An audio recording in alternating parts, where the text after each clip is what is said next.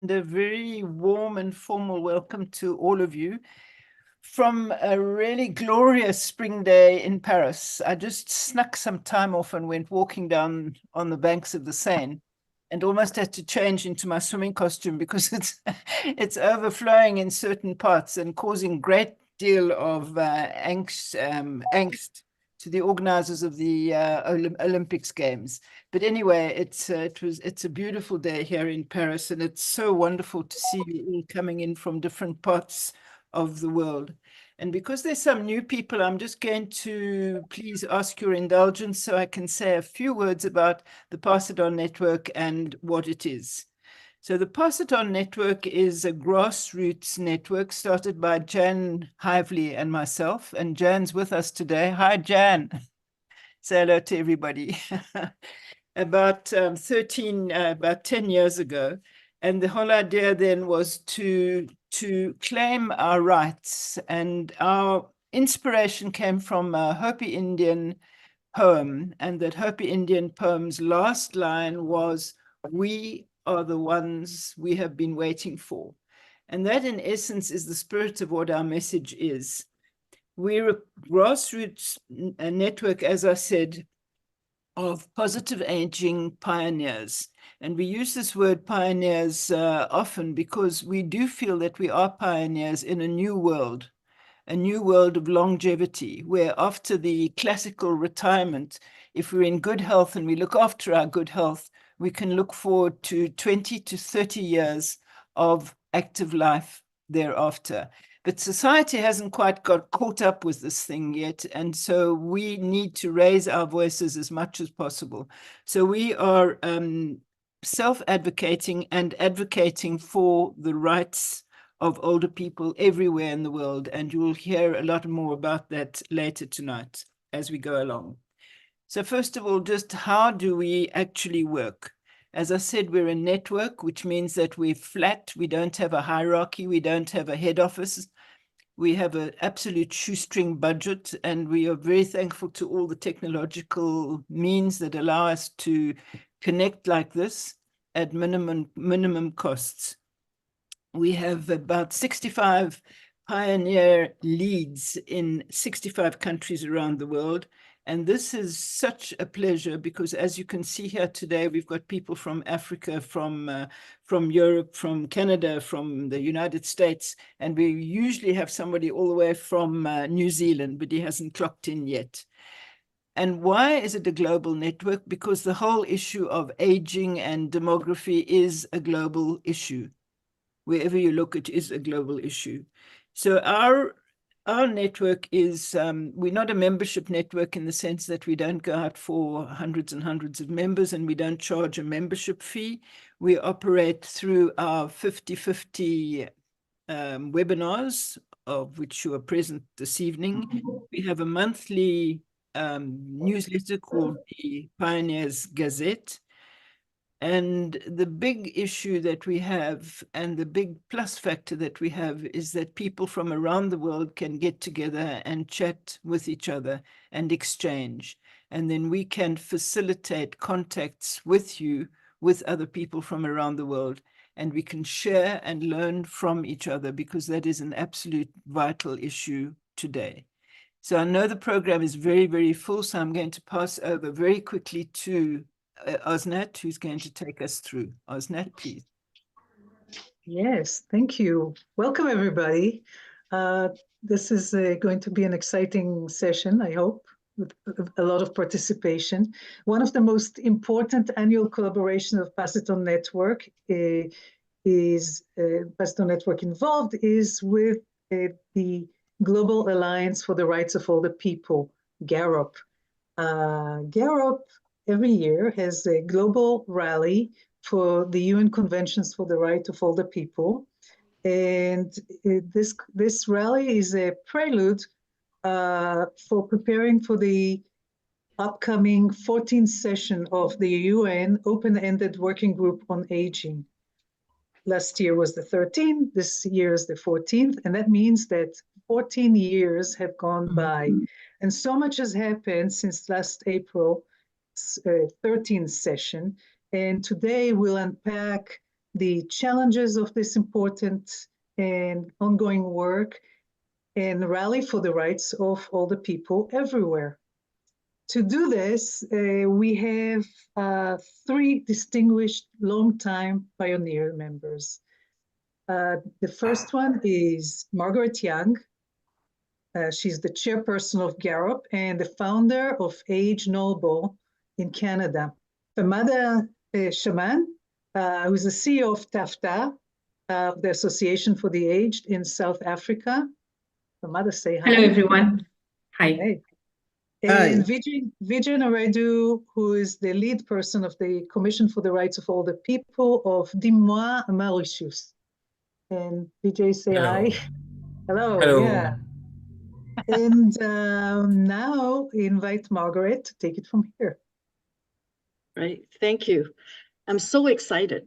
This is the Global Rally Week, and Pasadena Network is on day 1 rallying for human rights of older people around the world. I think today what Vijay, Femada, and I would like to do is really maybe just give some like general contexting update about what's happening in UN since we last met last year on the topic, but then to really focus our conversation around like what can we do about it individually in terms of championing for human rights of older persons. And I'm really excited because there's going to be some really great examples and opportunities that's going to be shared by Femada, by Vijay, and for myself. So in terms of just a bit of contexting, I think last year we said one of the key things that would be happening at the open-ended group is to talk about and get consensus on a decision amongst the member states to actually do some work between 2023 and 2024 around, identifying the gaps and coming up with a solution to what to do about that, right? So that it becomes really member states scurry centering on that after 13 years of discussion. So the outcome over the summer is there was a number of presentation by by NGOs, NHRIs, UN treaty bodies on, what are the current gaps and, what should we do about it? And of course, the NGOs, we all advocate for a UN convention on the human rights of older persons. So now what's happening is that the member states has all that information and they are now deliberating in terms of, what are they going to do about it? And they will be presenting their negotiated recommendations at the 14th session and to, gain consensus. So meanwhile, we're advocating that within, the recommendation. We just need to have mute. Sorry, I'm hearing. Maybe Rose, sorry, do you mind? Yeah, thank you so much. Yeah, I know it's kind of so we're hoping that we're going to advocate to make sure that we start drafting a convention of one of the options that we can advocate. We'll advocate hard with the member states, but it is a member state-led process. So we'll see what happens at OEWG. The other interesting kind of dynamic is that as we kind of shared, this will be the 14th session in New York, focusing on human rights of older people discussion. The original agenda, like every year we talk about 2 topics. The agenda runs out in this coming year, where we're talking about the last 2 topics. So the question that then comes up is then what happened after that? Will we continue the good discussion and strengthen those discussions at the Human Rights Council, or will something be happening in New York? So there's a little bit of that kind of unknown at this point that will also be sorted out throughout the 14th session. So to me, while the biggest landscape present us some uncertainties about, how would the discussion happen? We started some great discussion at the Human Rights Council, and we need to continue to push that so that we have more member states supporting the convention. Because right now, we kind of look back to the last 3 years, both in New York and in Geneva. And what we found that is that, about 60 member states out of 193 is saying, yes, we support a convention. So there's much work to do to get those folks who are kind of on the fence and thinking to really come out and say, we need a convention, right? The member states. So, from my vantage point, what we can do is really our own advocacy at our individual level, with the organizations that we are part of, in different ways. So that's why today, hopefully, with the what some of the ideas that Vijay, Femada, and I bring forward, we look forward to a discussion with you, because once we kind of do our kind of 5-minute sharing, we will go into kind of a breakout to kind of then get into your discussion to get your thoughts on what are some opportunities that might be missed, or to get your thoughts on maybe some of the challenges, so that we can kind of flush through that more and really activate. So I think that's kind of the agenda. And then before I turn it over to my esteemed colleagues, Vijay and Femada, Vijay will be going right after me. Or maybe no, I'll be turning it over to Osnak to do a little bit of a question. But before we do that, what I want to do really share is the sense of what's happening in terms of the global movement, that there are people advocating, and some of the pioneers who've been advocating through a video that we put together at Garab about the Age of Rights campaign. So, okay, sound? The human rights of older people around the world are not fully protected. Older people are often prevented from achieving their full potential. Que nos lo merecemos todo. Hemos luchado por nuestros hijos, nuestros nietos, nuestros padres, y nos merecemos una vejez tranquila, una vejez con derechos.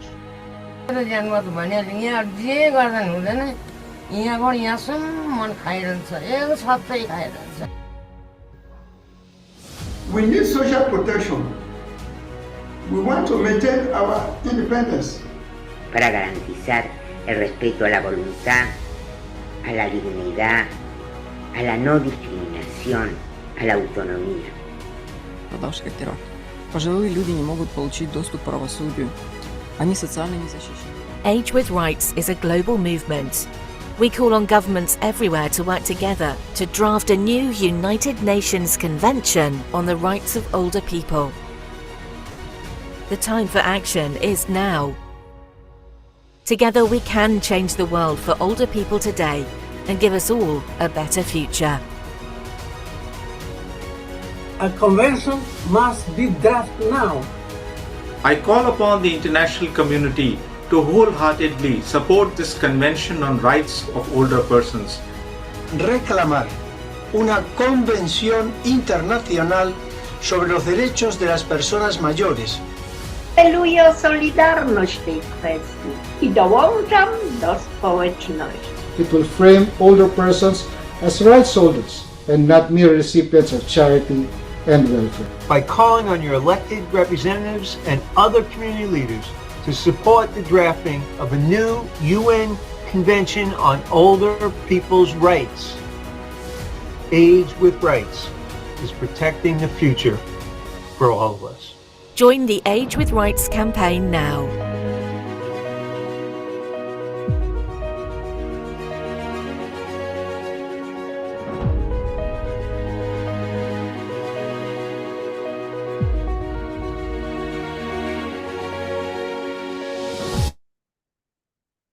Hey, so I hope the video inspire us, and then our good colleagues of Pass It On Network, some of whom are in the video and not in the video, or has been championing.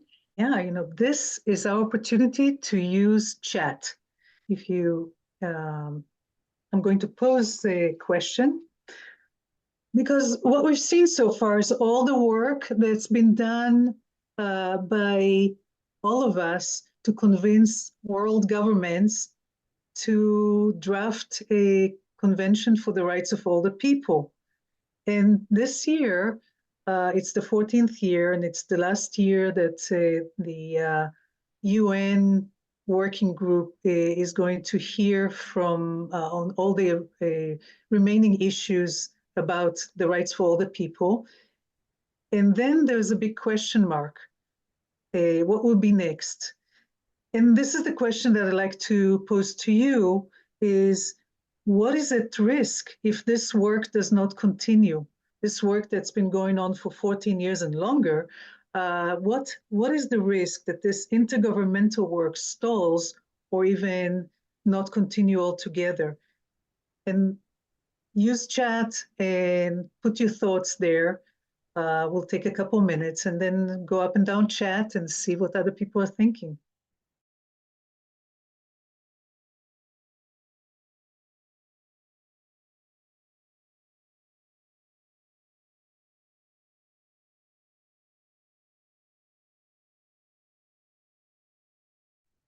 So we'll pause here. You can continue to put your thoughts there. And we're going to move on to our next guest to elaborate on this. And maybe after all this, we'll have some different thoughts or additional thoughts. I think next one is Vijay. Thank you, Asnat. Greetings from Mauritius. Good evening here. And good morning for those who are on the other side of the globe. I have been asked to talk during 5 minutes on grassroots activities. We have known by now, after such a long time that we have been speaking, that I always talk from an NGO perspective, civil society organization. In effect, I'm with other friends, founder member of an NGO called Dis-moi, Droits Humains Océan Indien, Human Rights in the Indian Ocean, because our ambition is to cover all the islands of the Southwest Indian Ocean region. And this is what we have been undertaking. Now, you can only be in the grassroots to understand the attitude, mentality of grassroots people. You will never be able to make a revolution without the grassroots.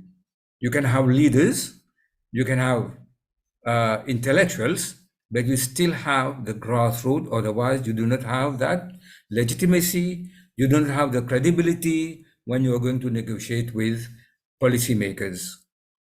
Now, what have we been doing to give ourselves this credit, to earn, to deserve what we call the credibility? What we have been doing, we have been outreaching all the people in their midst. That is, from the center to the remotest villages of the country. We have been outreaching associations of older persons, associations of older women.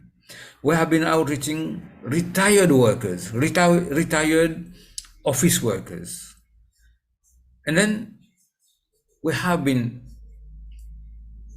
undertaking online training for those who couldn't come to our office for face-to-face training. And this was very effective during the COVID period, where we couldn't move out of office.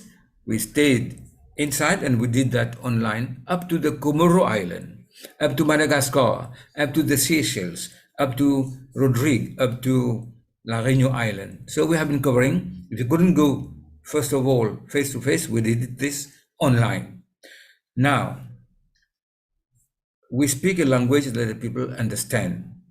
And you believe me, that once they have discovered that rights of older people do not change with age, they have made a very big discovery.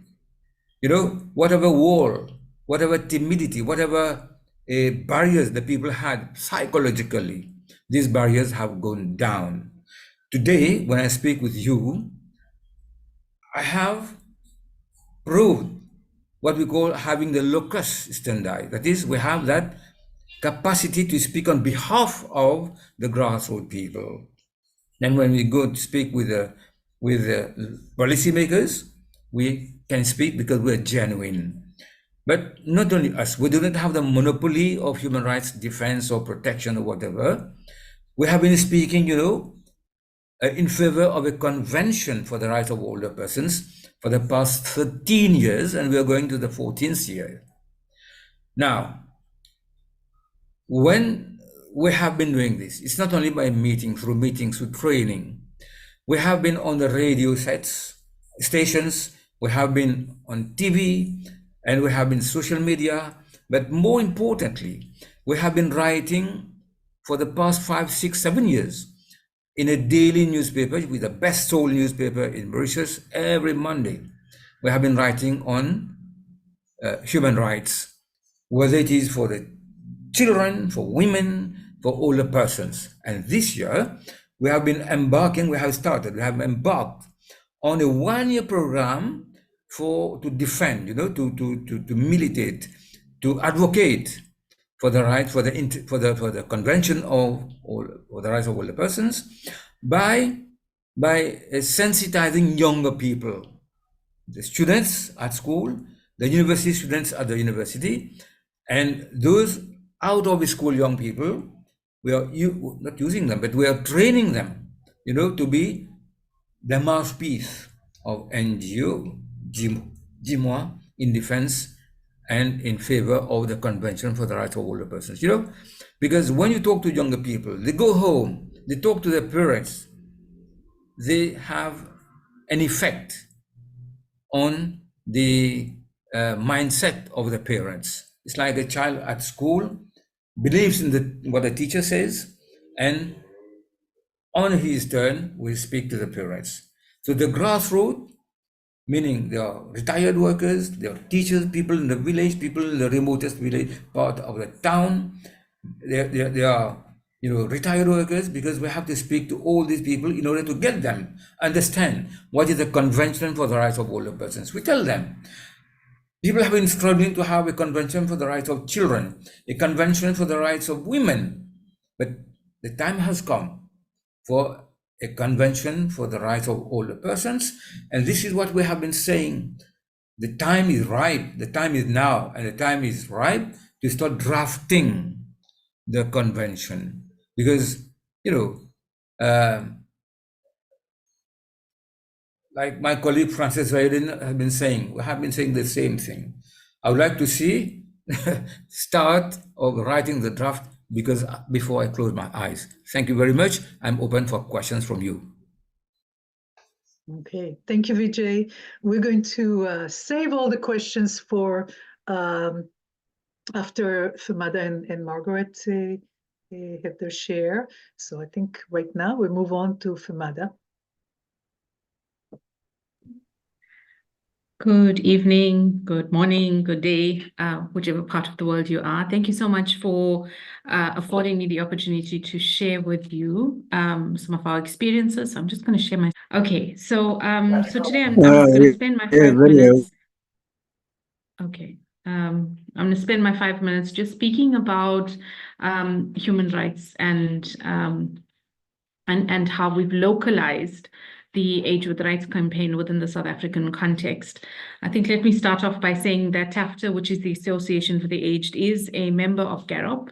And, we see the value of exercising our agency to advocate and lobby for older people to live a life of dignity, growth, and meaning for all older people. And I think, that talks to the question that was just posed. What happens if we stop this process? It means that we lose out on this opportunity of older people really experiencing the joy and the joy of participation, the fulfillment of a life well lived. And those are things that would be really sad to see.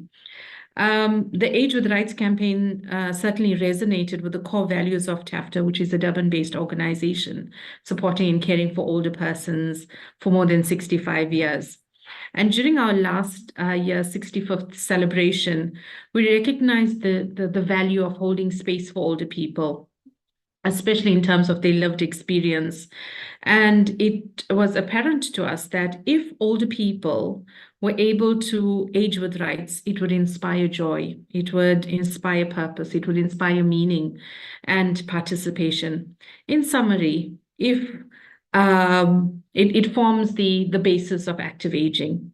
So in supporting the Age with Rights campaign, TAFTA localized the campaign under the banner of active aging. So you will see the banner that's on your screen at the moment. This is one of our older people who live within TAFTA, and we specifically wanted to showcase what the world would be like if people were able to age with rights. And so that's where the human rights component comes into it as well.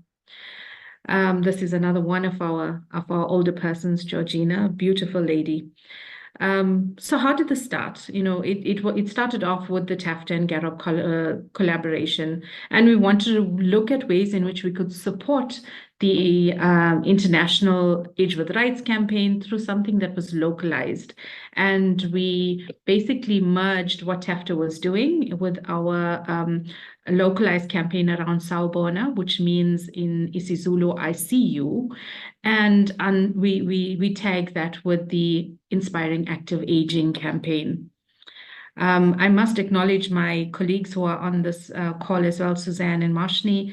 This is a team effort, so they put a lot of effort in making sure that we could localize the campaign. So active aging is not just about physical activity. It's about a broader perspective, and it intertwines with human rights principles. And these principles of promoting dignity, respect, participation, inclusion, access to opportunities, health, freedom of abuse, autonomy, and legal protections. So if older people are able to age actively, it means that they are living in an environment where their human rights are respected, where they are able to capitalize on all the opportunities that comes with them being able to live with these rights. So what is the connection between human rights and active aging? I think, it resonates on a number of levels. Firstly, in terms of dignity and respect, active aging emphasizes the inherent dignity and worth of every older person, aligning closely with the fundamental human rights principles of dignity, respect, and non-discrimination, ensuring that older people can lead a life of activity and fulfillment contributes to upholding their human rights to live with dignity and without discrimination based on age. The second aspect around participation and inclusion, active aging promotes the inclusion of participation of older adults in all aspects of society, including social, economic, and cultural activities. This mirrors the human rights principles that advocates for equal participation and inclusion of individuals in society, regardless of age, race, gender, and other characteristics. I could go on to each one of these things, but I'm mindful of time, so I don't want to take up all of the time in my discussion. But I really would encourage you to link with me later, and I can go through each one of these things. But I think the whole point around the campaign was that you look at what you are doing within your context and you reframe your narrative so that you are able to contribute to something globally. In our conversation with Garop, we wanted to understand how could we be change agents? How it's about saying, count me in, and what is it that I can do to add to the voice. And I must thank Margaret for her wisdom and her direction in terms of how we could do this joint campaign. This is just some of the material that we worked on together to be able to put forward this joint campaign. And this week is really exciting because we've sent out all the templates to our partners, and we've said to them, guys, let's make a noise. Let's make sure that our voice is amplified. And that's what this global rally does. It really amplifies the voices of older people. And whereas our individual efforts in Durban may have been lost, the fact that we are some part of something bigger really just increases the visibility. And this was the call to action that we put out to our member organizations or to our partners. I quickly put in the screenshot just before we started this call, because with today being the start of the rally, these are just two examples of how organizations have localized it. So on, I don't know left or right, but on the one side of the screen, you'll see it says Isigestion Lamont Home for the Aged. This is a sister organization, and obviously they've used the template. They've put in a picture of one of their residents, and they've localized the content to all of their networks to say that if we are able to age with rights, this is what it means for Toko Krulu. On the other side, you'll see here's the message that's coming through from TAFTA in terms of one of our residents, Sarojini Naika, who is 86 years old, and some of the things she was talking about is servicing of humanity is service to God, and that's what she wants to be remembered for. So it's really about taking those powerful stories that we have within our networks and being able to use that to elevate the voice of older persons. Thank you very much. I hope I've done this justice. Let me unmute. Thank you so much. It was really great to hear from Vijay. As you can see, I think Mauritius is one of our countries that is always very consistent, active from the ground in terms of looking at different tactics that Vijay shared for human rights of older people and championing from the UN Convention. I think we could just do an entire session listening from Vijay. And then I'm really thankful to Femada and the team at TAFTA for thinking about, all the great work that they're doing around active aging and how we can put a human rights lens on that. I really love the fact that it's easy to do, easy to do in the sense that it's a very implementable campaign for organizations. I already have 2 organizations, one in Canada and then another that's more global, that's looking at using the templates that were produced and how we can profile older people, call for the petition, and kind of talk about why UN Convention is needed. So in the next few minutes, I just wanted to share a bit around how we can embed more in terms of the human rights advocacy in our day-to-day, because some of us advocate at a policy level, program level with governments, with different stakeholders, and it's really a great opportunity to tie in that human rights lens. And so we can probably start with the presentation now. So I think just to set the framework that, aside from the 14 or 13 sessions so far at open-ended working group, the Office of the High Commissioner on Human Rights at the UN has done a lot of work in terms of studying, are there gaps? Do we need a UN convention? And these are just a couple quick highlight points from their reports.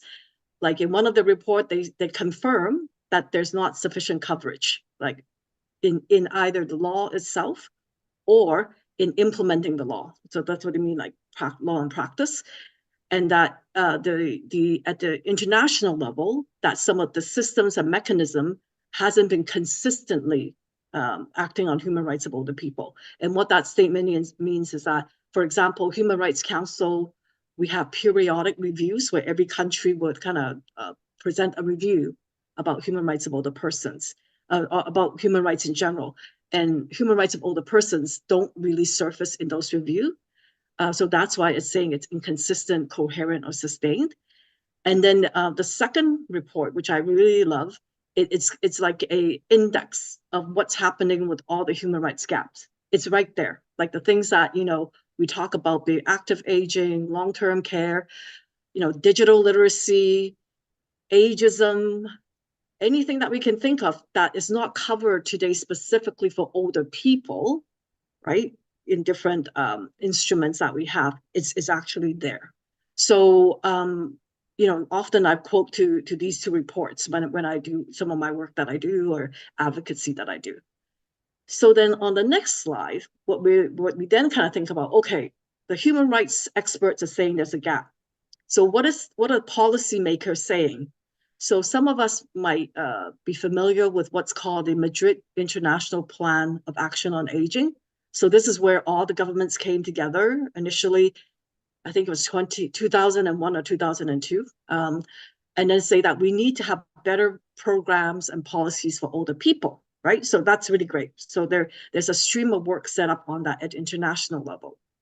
In the latest review that happened last year, where everybody came together, what they said specifically is that we need a human rights framework on older people in order to guide some of the policy making and the laws in the country.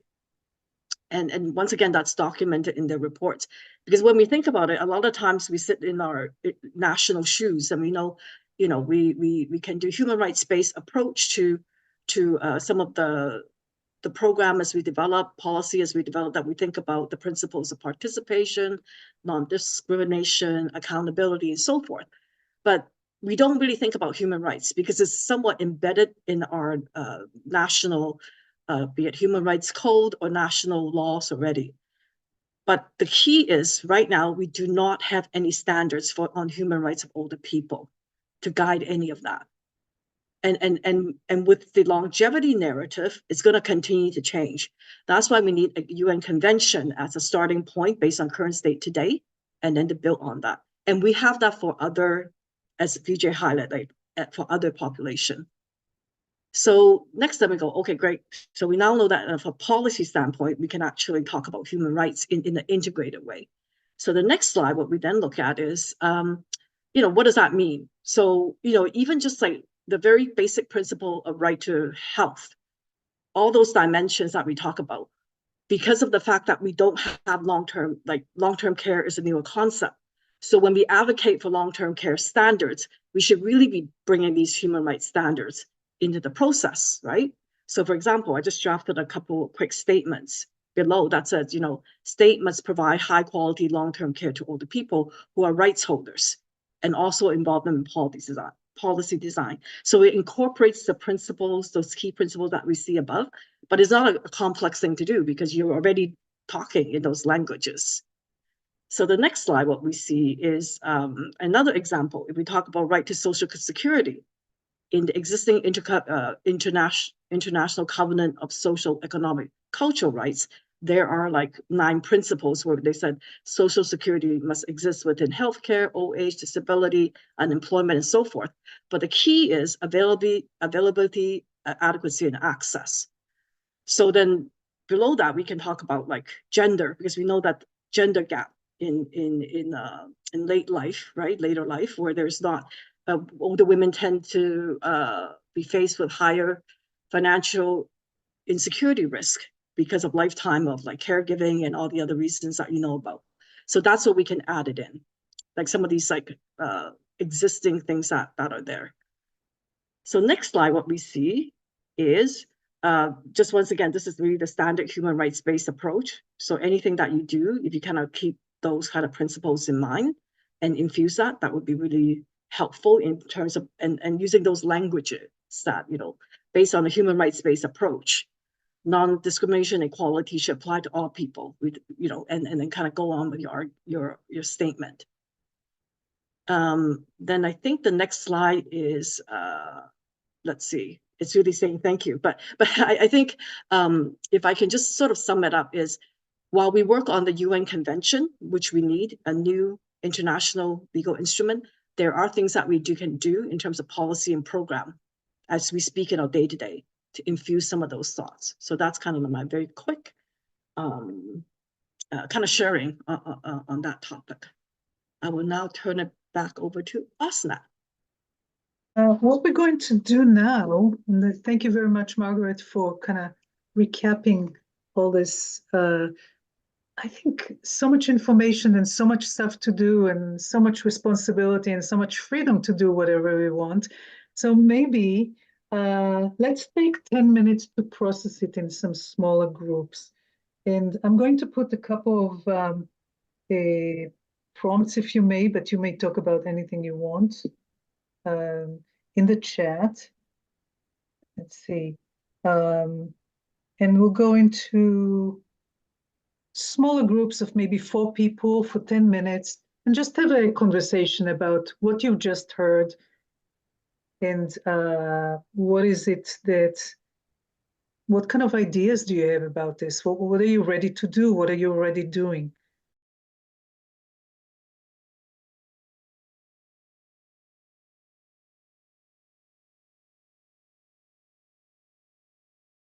Yes, so I'm wondering what in the conversation you had that was important to share with everybody about what we learned today. What is important? What struck you? What left a good or bad or important impression on you? And go ahead. Osnet, I'd like Rebecca just to speak up, because she was very concerned about how we reach the grassroots, and both speakers spoke to that. Rebecca? Yeah. Go ahead. Where's Rebecca? Yeah, I guess the most important point that was made in our group and together by the presenters was localizing the campaigns and engaging the grassroots. And the points that was raised was that since most of these campaigns, they emanate or start in a foreign language, the languages that we speak in Botswana, some of us in Botswana or South Africa. How easy it is, for example, to translate and reach the local people with the local languages. And I guess Femada can actually give us an idea, because I thought she did a very good job in presenting the voices from the local people and talking about localizing the campaign. But really, it's all about how do we reach all, being inclusive of those, for example, in the rural areas, those, for example, who cannot speak English but speak other languages. Thank you. Another person can come in. Thank you, Rebecca. This is actually, it also struck me, the localization of the campaign, of any campaign, is to make it your own and to reach out to your own community, your own context. And Femada, you have your hand up. Yes, I just quickly want to respond to Rebecca's question and her comment. Thank you, Rebecca. I think it's the principles around human rights are universal. It comes packaged in different ways, and there's ways in which you can use what you are doing and change that kind of narrative a little bit. So, for example, within South Africa, as I said, we looked at a campaign where we really wanted to hold space for older persons, and we framed it within the isiZulu greeting, which is Sawubona. Sawubona literally means I see you.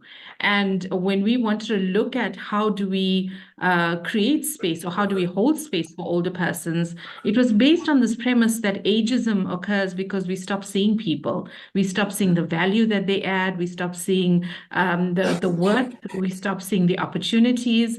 So the Sawubona campaign came about as something that was easily relatable to all people. In South Africa, it's isiZulu greeting. So I think it's really about taking your major messaging and looking at what exists within your space and having a happy marriage. And I was just saying, within our group with Margaret, Lisa, and the other person, I'm trying to see her name, Caroline, I think. Great. Yes. So within the group, what I was saying is, you use your networks, like, for example, the Pass It On network, to have the conversation. Sorry, it was with Carol. It's to have the conversation. So you're bouncing off ideas.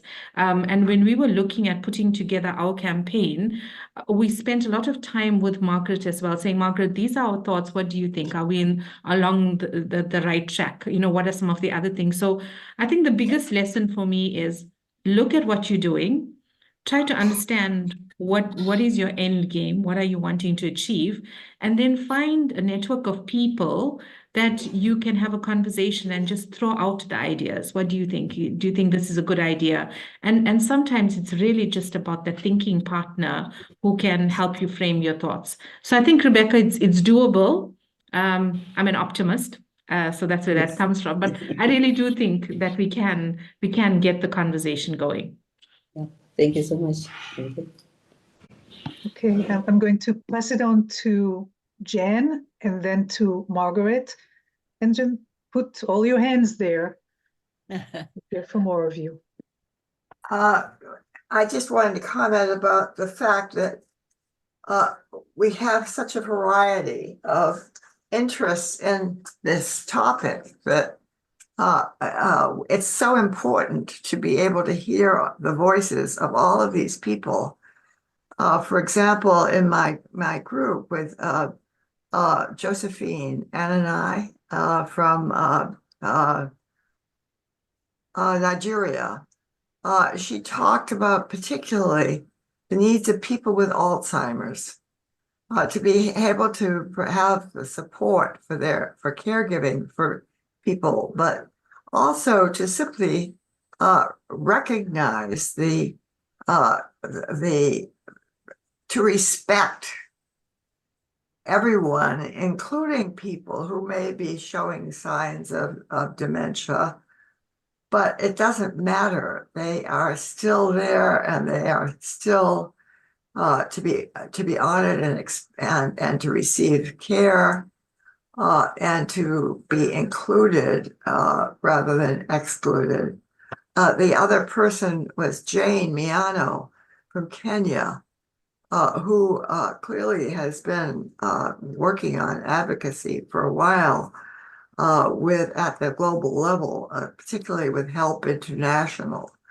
But she talked about the fact that there's this huge gap that should be represented by these specific rights of older adults that would be comparable to what is already there for people with disabilities and for people with who are younger people.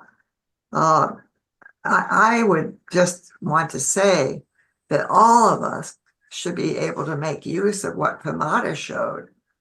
And I'd love to be able to find that digital tool so that we could insert our own picture and our own name and our own story, so that every voice can be specific in saying, this is why we need to have this understanding. It would make a tremendous campaign, and I admire her. Femada, of course, as you know, I admire your leadership for everything, but particularly here, I think that whoever worked with you, and perhaps it was Osnet, I'd love to have a way so that all of us can make use of that tool. Thank you.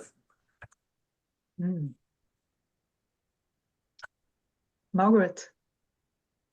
Yeah, so I think the whole thing about like how do we localize, I'll just say quickly, is really finding that platform that we're passionate about and just adding the human rights piece to it.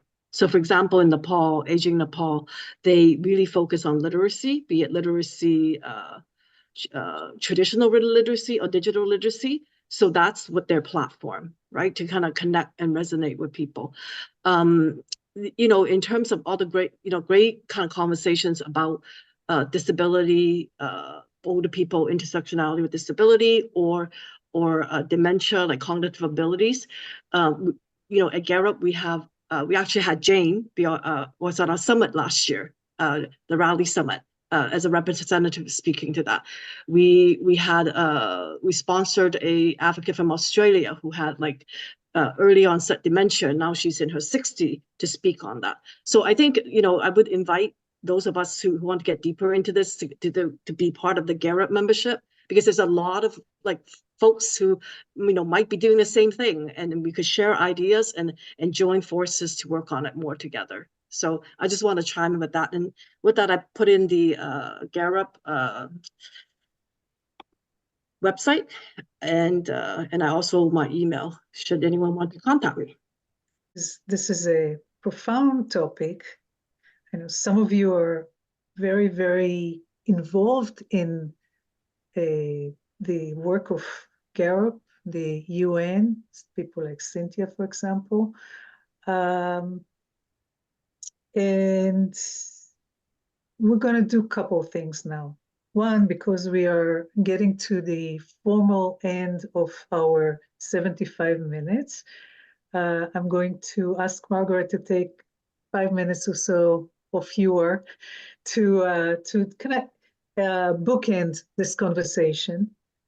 And then I will have a couple of administrative announcements, kind of telling you about what's going to happen next month and when you're going to get links to everything that we spoke about today. And then we're going to stay here for another 15 minutes and continue the conversation until 30 minutes past the hour. Margaret, over to you. Thank you. Really enjoy and grateful to have the opportunity today for us to chat together about human rights of older people and the UN Convention. You know, there were a lot of ideas presented by the presenters, and then judging by the chats that the breakout groups, there were also a lot of conversation that would happen. So, you know, I won't go and recap everything that we talked about because you were all there, and then there's a lot of things that happened. But I would make one call to action, and that is to do with the global petition. I know that Osnat actually popped it into the chat earlier. So with the global petition, we want people to sign because, as I said earlier, 60 out of 193 member state has firmly said yes at some point. We need to keep those 60 on saying yes, and we want those who are kind of on the fence to say yes. And the only way that we're going to get the yes is all our governments hear from us that we want to support human rights of older people and want a convention. So my challenge out to us is to consider the petition, sign and support it, and send it to 20 others to do the same within our network, which I think should be very doable. I hope you can do more than 20, however you want, but just help us get the word out so that we can all, in our own way, a quick way to support that. So I think I would, and also, our emails are there, like Vijay popped this email, I think probably Femada did too somewhere, and myself. So if you, wish to chat more or want to get some information, I know that Osnat is going to package all our different links together, which includes Femada's kind of PowerPoint or her program. But by all means, reach out so that we can, either share or listen to some of the challenges out there so that we can figure out what else we need to do, especially at GERUP to support us moving forward. So that's my 5 minutes, which I think is under 5, right? So yeah, yay, excellent. Okay, excellent. Over to you. I want to take a couple minutes just to tell you a few administrative things. First of all, I want to thank the panelists, Margaret, Femada, and Vijay, and our ultimate host, Moira, for this very, very interesting session. There's so much there. And there are two things that I want to mention. One is we always like to hear from you, and there's a link to a feedback survey where you can put all the things that you liked and didn't like and would like to see more or less of in these sessions. The second thing is that we're recording. So this recording is going to be in our YouTube channel in about a week. And you'll find the link in this follow-up letter, a highlights letter of what we spoke about today, along with the links and summary and anything else that came up today. And you will get it in your mailbox also, and probably by the end of the week.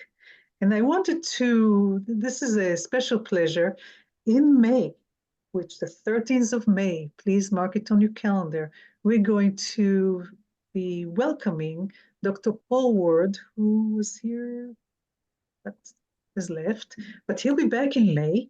And he's going to introduce the conscious living wheel that he just elaborated on in his new book, Midlife, New Life, Living Consciously in Midlife and Beyond.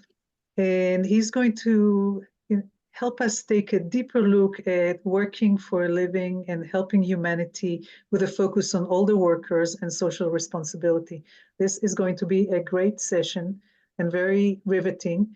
And I hope you're going to be there on the 13th of May, and the invitation is going to be in your mail very soon. And so there are two things that are going to happen now. One, I'm going to pass it on to Moira to say a few final formal things. And then we're going to just stay here as if nothing happened for another 15 minutes for anybody who wants to share and say something that you didn't get to do during the big session. Thank you. I want to pick up on what Jan said. That idea of the template that Femada used so effectively in Southern Africa. So what I was thinking was that we've got our Gazette, which comes out every month. Wouldn't it be fantastic to have just a whole lot of your photos in that format? So what I'm going to ask is for Margaret and Femada to provide us with the template, and then Osnat will send it out with the notes on this meeting. And then all of you will be invited to submit your story with your photo, and we will publish that in our Gazette, because I think that will be really a very effective way of continuing and furthering this message.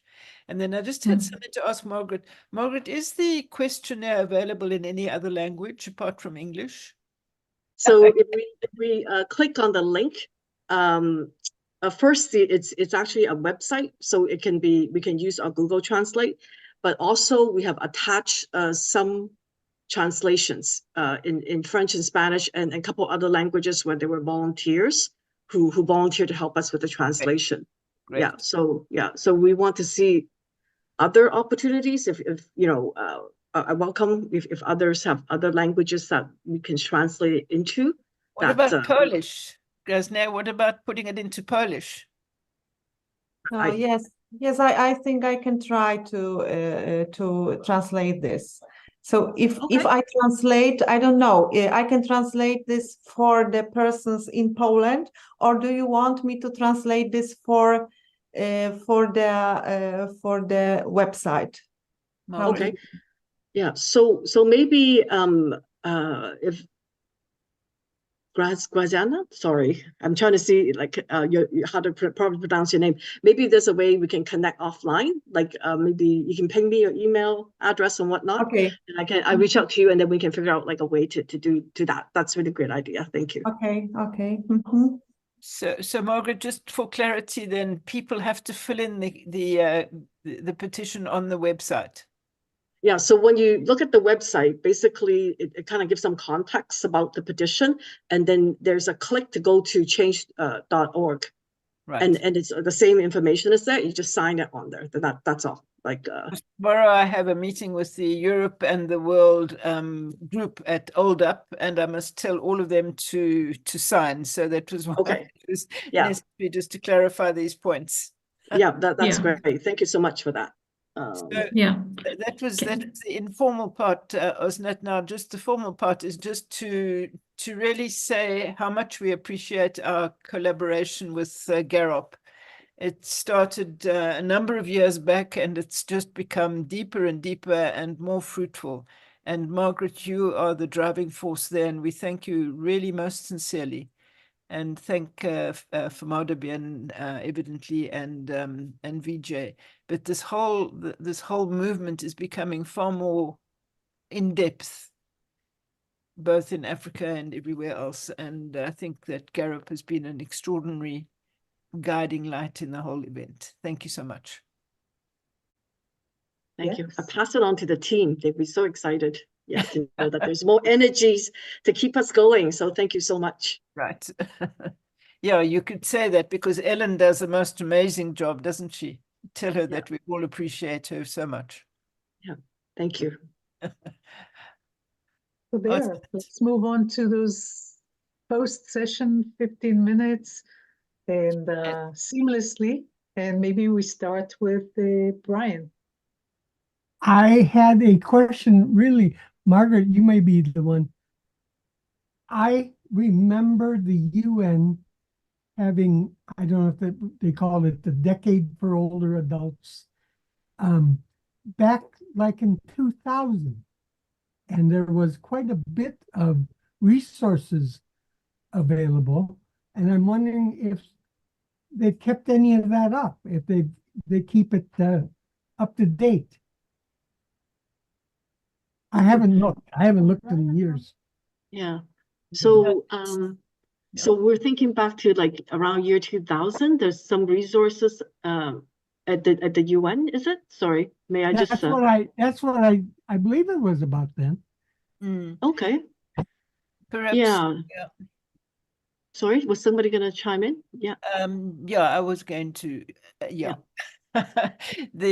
Since then, Brian, the UN has done two major campaigns. I mean, we're in the middle of their decade for healthy aging. Yeah. So through that, there are really a very rich library of resources. And then they've also done their ageism, their total world campaign about ageism, and that, I think, is extremely well done as well. So anybody who wants to do a presentation about aging can just pick up the PowerPoint presentation, and then all they have to do is to add their name and their organization to the front page. And they've got, I think there are 15 slides, basic slides, which you know, anybody can present to their local organizations. So that's also something that Rebecca could be used anywhere, but it's extremely, there's a lot of information available. I just put the link to the decadeofhealthyaging.org in the chat. It is a marvelous site. Thank you. Any other thoughts? Sorry, I was just going to, you know, with Brian's good question, it leads me to think, and I don't know, and I'm not promising, like whether it might be helpful to have kind of like template slides around human rights of older people. So that this way it could be, you know, off the shelf that civil, you know, NGOs, individuals can, as they speak to it, kind of demystify some of the things about human rights and why human rights of older people. That'd be I don't great. know.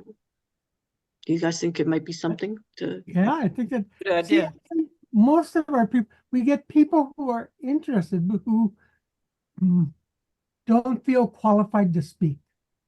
And if we have resources that they can just kind of pick up and bring to whatever group, I think that's one way. Yeah. You know, Yeah. Yeah. Margaret, maybe if I can add as well, just, you know, just reflecting from the conversation we had with Carol in our breakaway group. So Carol's, I think, 88 years old. And she started off by saying that she's 88 and she's intimidated by technology, and it limits her ability to be included. And I think when we start talking about human rights, we really need to bring it down to the individual level.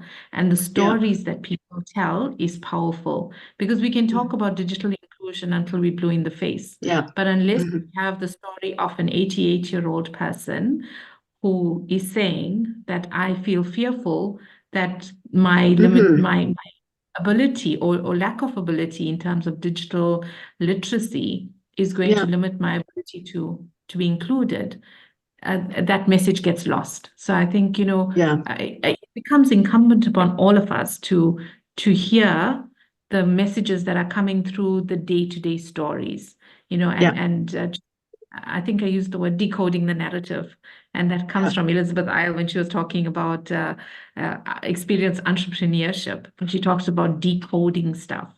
So take what is known, what is simple, and decode that into the language of human rights, which I think is doable. Yeah. Yeah, because because I think with what you said, Femada, is I'm kind of reflecting on some of the presentations I've done before, where it started off with like 3 narratives, right? And then it gets into like why human rights and why convention. So potentially we to template it, it could be similar to what we did with your campaign, and kind of like template like spaces where people can insert their own stories locally, right? Yes. And then support it with some human rights scenarios, which is when you guys see like the Femada and teams like template, you will see that not only is it the older person's picture, some information about them, but also you know, the fact that we did UN convention, but also by having UN convention, what will it do for that older person in that scenario? So I think what I'm trying to get at is that to use that same type of frame, but instead of, you know, we're having a poster. This campaign is wonderful because it also has a petition in it, but also then to think about the resourcing template, to what Brian said about how we can do some of that similar approach to make it easy, you know, So anybody to then insert their own story, be it personal or their friends or whatever it might be, and then speak to it with some human rights knowledge support, right? I think, Brian, that's what you're saying, to make it a resource. Okay. Yeah. Yeah. Okay. Yeah. Okay.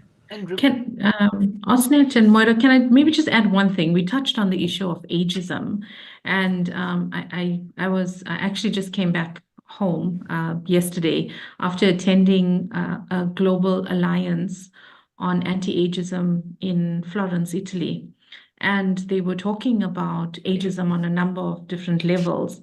But there's an opportunity for us to be part of a movement to capture the data around ageism, because we can only change things if we can measure it and we can use it for advocacy and lobbying. So yeah, so maybe we can have a conversation around that.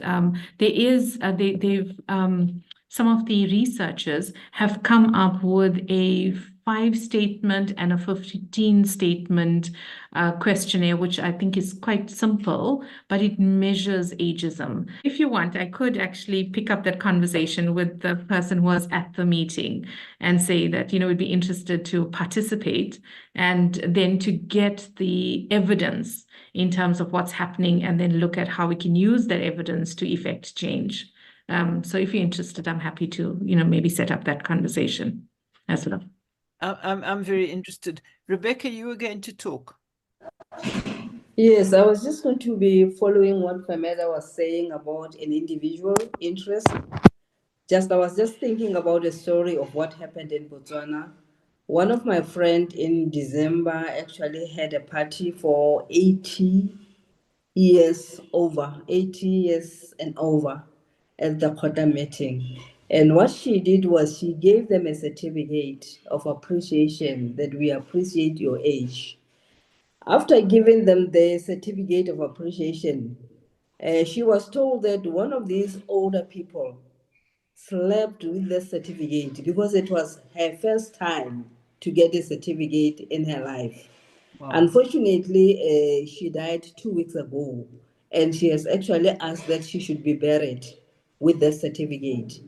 This actually indicates that our needs or individual needs or even appreciation, they are diverse. So at times, perhaps when we think about the rights, we should also, I think, go further into exploring what is it that older adults individually can appreciate rather than talking about them as a group of people. I was just following that comment on individuals, that at times individuals like, look at this old woman who actually cherished a certificate because she has never gotten a certificate in life. So she asked that when she get buried, she should be buried with that certificate. And my friend actually attended just to be sure that she's buried with that certificate. Sure. And it was just a certificate of appreciating your age, which is something that, like when we are talking about individual narratives, we should get more of those than often. Thanks. I just wanted to share that. Thanks for sharing, Rebecca. Thank you. Thank you. Moira couldn't find me because I'm in the corner over there. So thank you, Asnat, for saying that I've been raising my hand since a long time. Speaking of ageism, very often we're asked to provide aggregates, statistical aggregates.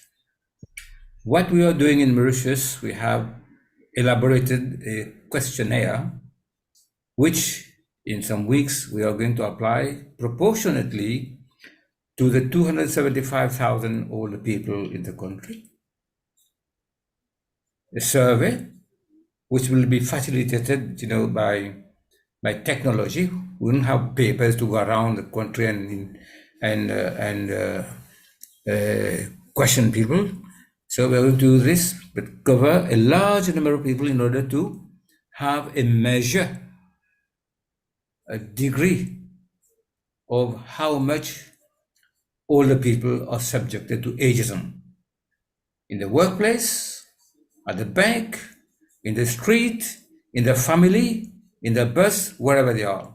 So this is how we are going to have,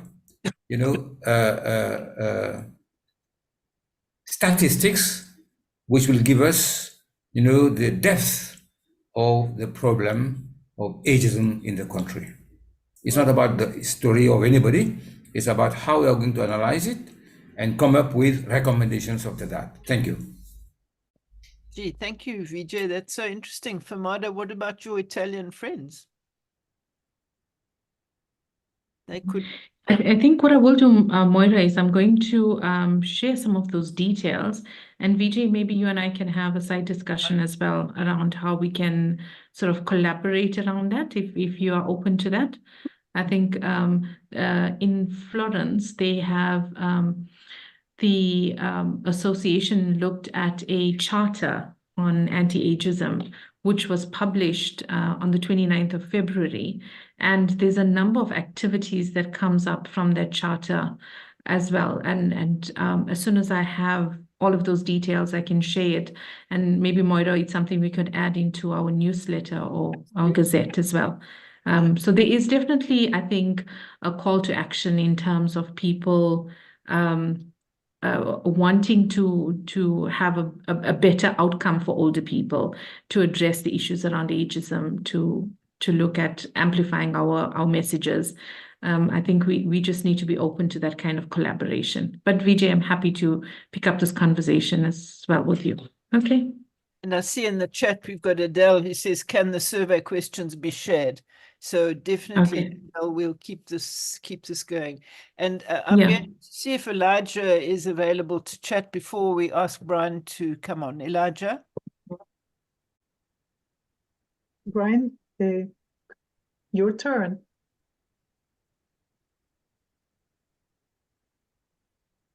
I just put it in chat. There's an international group called Changing the Narrative. And I'm so impressed with how they have grown and what they're doing. And I think that a couple of them have come to these meetings in the past, and I keep encouraging them. But I think it's just as important maybe that we connect with them as far as their resources and such. So They're very good. No, we have had Janine van den Berg, who runs that organization at Pass It On Network, and they are doing extraordinarily good work. yeah, Janina stepped down and moved on to some other stuff. Okay. And Chris Gherkin, I think it's last name, I think is Gherkin, is at the helm now, and they just received a large award from the AGA, American Gerontology Association. Okay. Oh, wonderful. Yeah. Thank you for that. I think that maybe this is a good place to pause, where we indulge ourselves for a lot more than 15 minutes, and there's so much more to say. We actually have a note from Elijah. He's saying that he wanted to appreciate the good work and confirm that it's good to develop templates that we can use to localize the campaign. Super. So there. And we also found out that there is a Polish translation already for the questionnaire, and this is a good thing. And this is probably a good time to pause until May, until next time. Thank you very much for being here.